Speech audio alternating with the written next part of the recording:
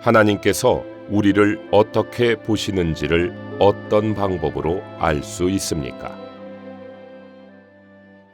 하나님께서 우리를 어떻게 보시는지를 어떤 방법으로 알 수 있습니까? 우리는 하나님께서 우리 자신에 대해 생각하시는 생각 안으로 어떻게 들어갈 수 있습니까? 시편 36편에 그 해답이 있습니다. 주님의 빛 안에서 우리는 빛을 봅니다. 빛이라는 단어가 이 절에 2번 언급되어 있는데 각각의 의미는 서로 차이가 있습니다. 첫 번째 빛은 주님의 빛으로서 특별한 것인데 이것은 하나님의 빛입니다. 두 번째 빛은 일반적인 것인데 그 앞에 자격을 부여하는 단어가 없습니다. 하나님의 빛은 하나님의 지식, 하나님의 관점, 하나님께서 보시는 것을 나타냅니다. 하나님의 빛 안에서라는 말은 하나님께서 계시해 주심으로 그분이 우리에 대해 아시는 것을 우리가 보게 되는 것을 뜻합니다. 두 번째 빛은 우리에게 사물의 실질적인 상태를 보여줍니다.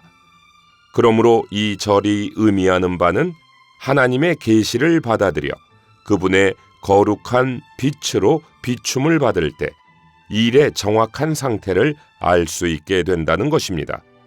그것은 우리 눈에 빛과 같이 밝게 드러나기 때문입니다. 우리 자신의 빛 안에서는 결코 빛을 볼 수 없습니다. 오직 주님의 빛 안에서만 빛을 볼 수 있습니다. 에베소서 5장 13절은 빛의 용도를 아주 명확하게 말해주고 있습니다.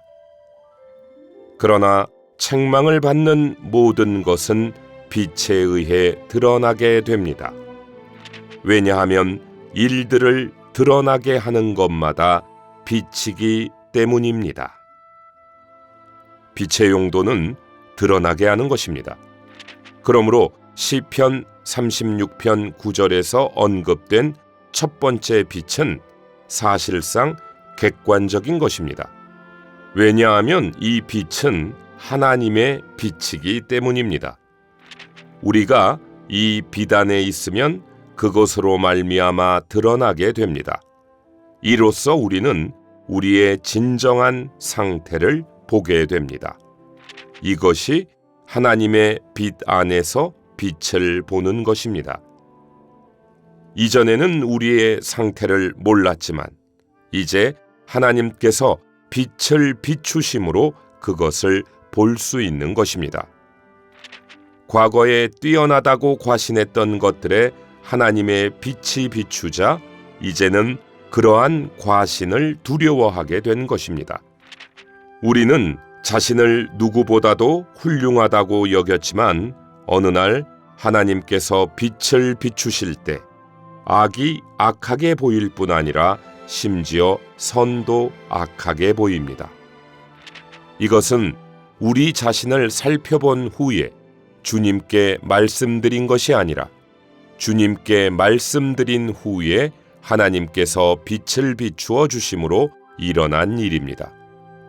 그렇기 때문에 자기 반성은 미덕이 아니라 엄청난 잘못입니다. 그분의 빛 안에서 우리는 자신을 아는 지식을 소유하게 됩니다.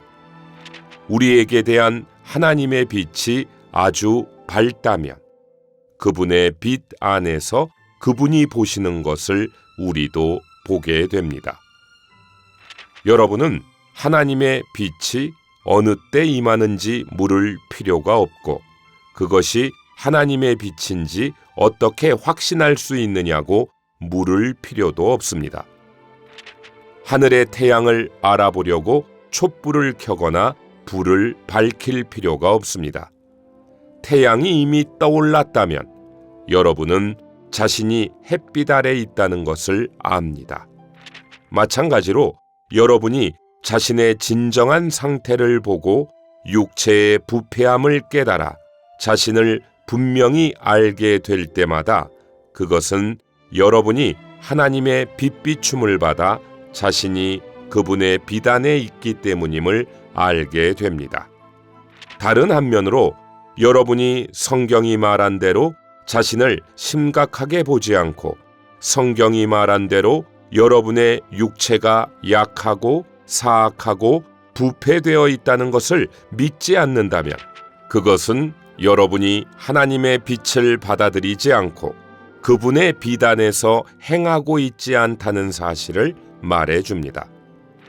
빛이 어디에 있고 빛이 무엇인지는 물어볼 필요가 없습니다. 여러분이 빛의 비춤 아래 있다면 자연히 빛의 의미와 소재지를 알게 됩니다. 아담이 선과 악의 지식나무의 열매를 먹은 후 맨 먼저 알게 된 것은 자신이 벌거벗었다는 것, 즉 자신의 부끄러움이었습니다. 이것은 양심의 느낌입니다. 아담은 부끄러워했지만 하나님을 두려워했습니까? 아닙니다. 그는 여전히 자신의 방법을 추구했습니다. 그는 자신을 위해 무화과 나무 잎으로 허리 두루개를 만들어 자신의 부끄러움을 가렸습니다. 그 후 그는 너 어디 있느냐는 하나님의 음성을 듣자 하나님의 임재를 피하여 동산나무 사이에 숨었습니다. 그는 이제 다른 방도가 없었습니다. 그는 자신이 만든 허리 두루개를 더 이상 의존할 수 없었고 자신이 벌거벗은 것을 고백하지 않을 수 없었습니다.